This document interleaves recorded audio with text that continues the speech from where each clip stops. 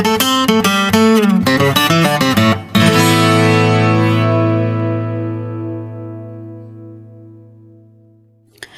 my previous video, I talked about brief life history and the sufferings of Miss Plath. Now I'm gonna discuss her poetry in the context of her mental condition she suffered from. Hello and assalamu alaikum. Welcome back to my channel and I am Mehreen.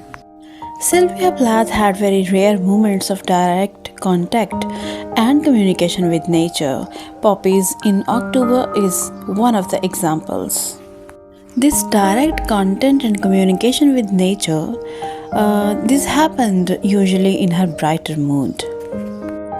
Even here in this poem, her expression is not without any involvement of her inner suffering with her own split personality. Now, first of all, let's move towards the text of the poem. I wanna read the text of the poem and then I will explain it. Even the sun clouds this morning cannot manage such skirts, nor the women in the ambulance, whose red heart blooms through her coat so astoundingly. A gift, a love gift, utterly unmasked for by a sky, palely and flamily, igniting its carbon monoxide by ice, dulled to halt under bowlers. Oh my God, what am I, that these late mouths should cry open in a forest of frost, in a dawn of cornflowers? The poem Poppies in October is an instance of a reaction to nature. She comes in a field of poppies. She is charmed by the bright red color of the flowers. Now, usually red is associated with death and depression. But red in flowers kindles our feelings of joy. She is enthralled, as was Wordsworth, by a sight of a host of golden daffodils. But this comparison ends just here.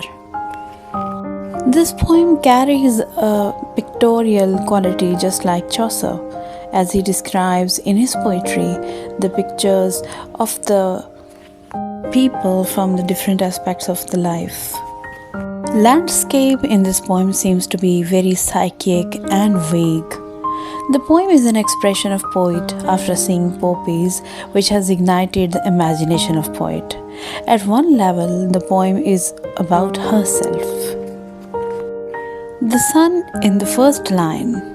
The sun is trying to kill the poppies mercilessly, but the poppies have managed it. Somehow, the poem is also about the relationship between man and nature. Even in the apparent happy mood, the poetess is visited by the death wish, and she speaks of the women in the ambulance whose red heart blooms through her coat. It shows clearly how free her mind was in wandering from image to image. We can say that beauty to her was always accompanied by death close to heels.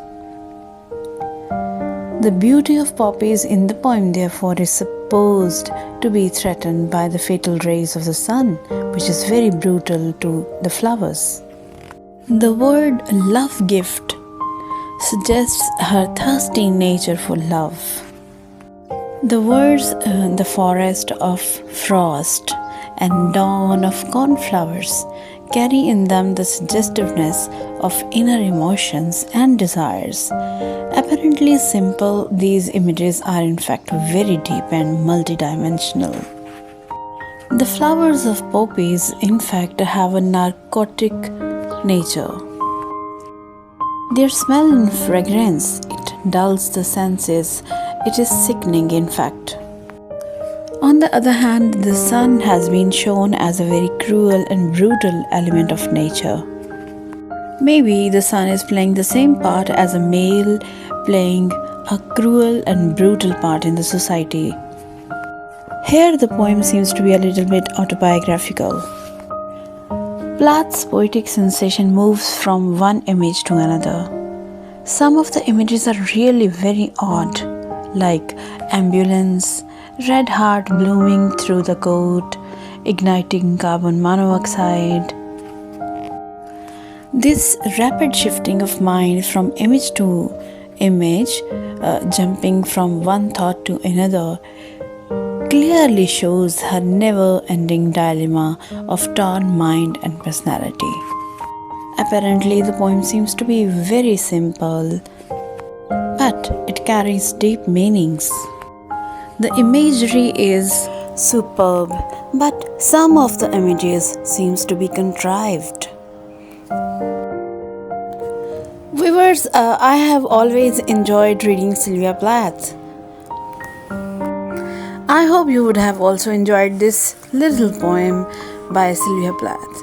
In my next videos, surely I will come up with some of her most famous poems too. Till then, keep subscribed, keep sharing, and keep watching my channel. And thanks for being with me for such a long time.